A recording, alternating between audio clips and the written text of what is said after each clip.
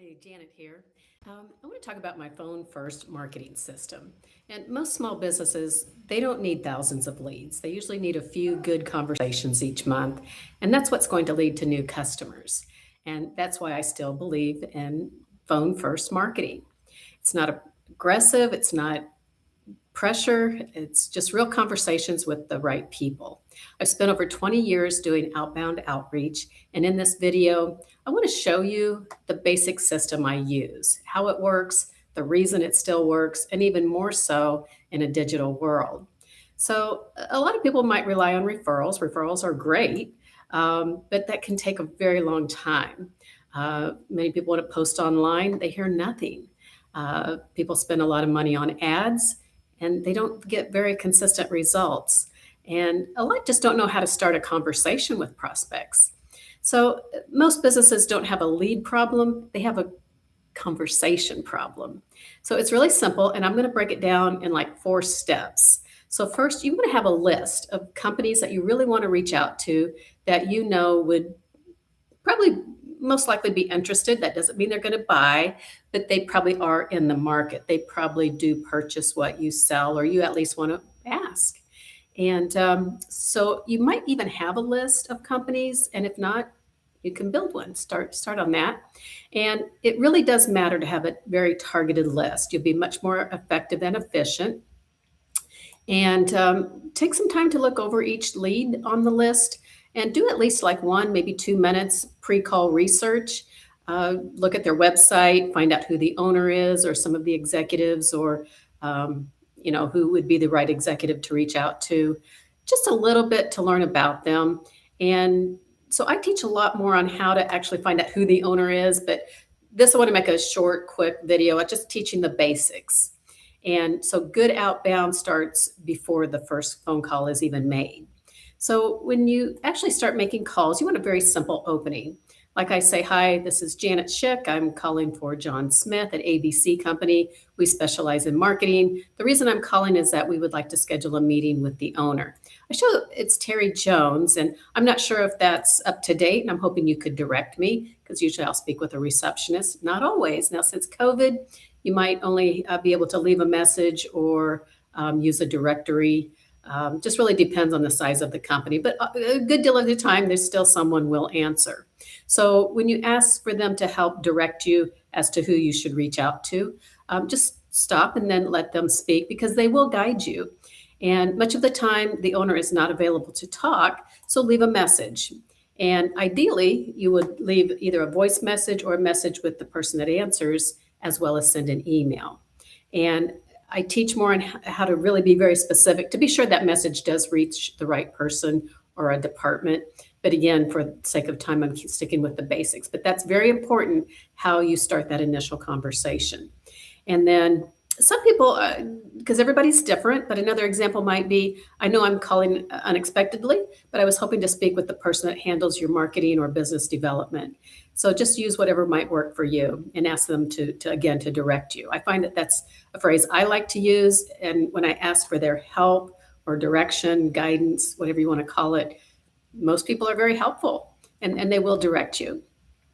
So the third step is focus on the conversations. Don't focus on making that sale. It can take time. It can take sometimes a few days, up to a few weeks, even a few months, just depends on the length of your sales cycle. But for example, I call for someone to schedule to do a podcast, and there's no cost for it. And even then, sometimes it might be a few weeks before I actually hear back from someone that they're interested in doing that. And that's always a pleasant surprise. So just understand it does take time. And that can be a bit frustrating for a lot of people. It's even frustrating for me. Sometimes I'm like, man, I feel like I had a horrible week. And then the following week, I might set 4 appointments from my work previously. So it does pay off when you have a targeted list and that know how to make that initial conversation. So, a lot of people fail at outbound because they try to close too quickly.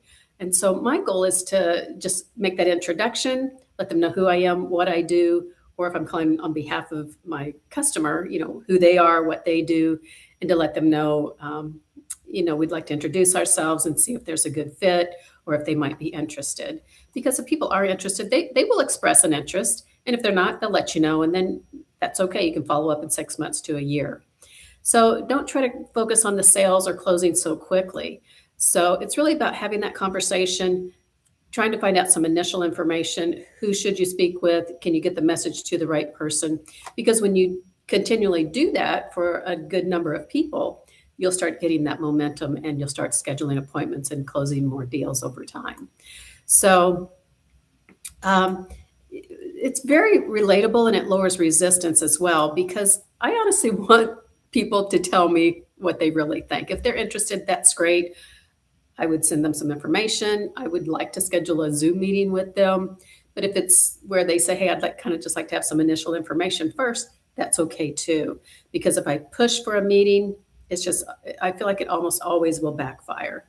And then the follow-up. Follow-up is so important, and it's one area that a lot of people do neglect. So again, a lot of the business does come later, and email follow-up also makes a difference. Like, let's say you left a message, you sent an email, you could also follow up by email. And consistency matters. So if you only call, like I have a customer I only call maybe 3 hours a week for. I have another customer I call about 10 hours a week for. And then I do very short-term projects. So with this, you really want to have that, the patience, which is easier said than done, I know, but have that consistency, keep doing the right steps, and you will start to see results. And so this is really best for people because I focus on calling business to business. So if you're a local service company, maybe you're an independent consultant, whatever it is, if you reach out to businesses, I can probably help you. Or if you feel like you can take this information and run with it, I hope it helps you. And I also just want to say that sometimes if you are, like I worked with a nonprofit, and I just called our local businesses in the area and promoted a special event. And they had a tremendous turnout for the event, and they were pleasantly surprised. And that really wasn't any hard selling or anything like that. But let's say you sell to consumers. You could call on local businesses and let them know that you're having an event. Maybe you could partner with a nonprofit. There's just so many ways that you can still get your message out. There's just a lot of federal and state local regulations on calling consumers. So the workaround is calling on businesses to promote your business locally. I like calling on local businesses to my customers. Not always, though. I will say I call also for a manufacturer, and I call all over the United States. So, and they're a small business in kind of the Northeast.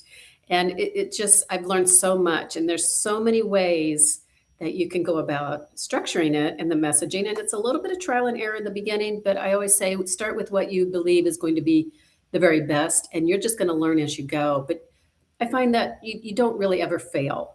The phone calls work because it gives that personal touch and still have a professional aspect to it. And people like that. We need that in a digital world. So, if you want to try the process yourself, I hope this helps you. I think it can help anybody. If you already have the ability to make calls, you probably don't need any help. And if you'd rather have some help in building a simple outbound system for your business, feel free to reach out to me. You can do that through my website or even LinkedIn. But I have a calendar on my website. And, it's really about, helping companies to establish a simple phone-first marketing system. So that's really what I do. I'm not looking to earn your business like where I would be working even every week. You may, in the beginning, just maybe even 2 or 3 hours a week starting out if you're a small business. Let's say you're a restaurant. You can call in local businesses, promote your restaurant, and maybe a special, or even talk about an event you're having. And a lot of people may not be able to attend the event, but they're going to know more about your restaurant. They're going to start to say, hey, I got a phone call. And you maybe even offer a free appetizer, a dessert, things like that. It's that personal touch that's going to bring people in. And then I record my voicemail. I give my email template. I outline all the steps that's custom to you. So then you can hire your staff. I think with restaurants, you could even have your servers. They already probably have an outgoing personality. They're already dealing with the public. So making phone calls shouldn't be that difficult for them at all. Or if you do catering, that's another aspect to do. Um, and then it's really so that I can help support you get that system started. I'm not looking for long-term work. I'm at an age where I really just enjoy this, and it's just so rewarding when you start to see companies start to really have that, oh my gosh, this is just super great, and get busy, and they realize that it really is just a great economy, but it does take that effort in reaching out to people. So I hope this helps. And if you do have any questions, you can always schedule a meeting with me. And thanks for watching.